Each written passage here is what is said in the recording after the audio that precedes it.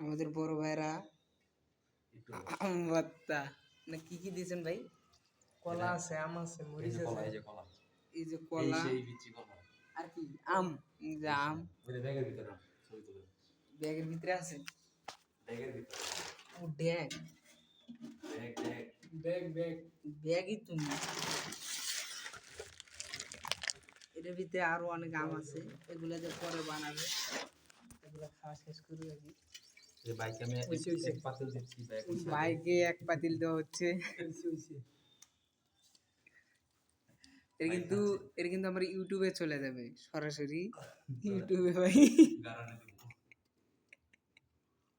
সেই ফাইন লাগতেছে।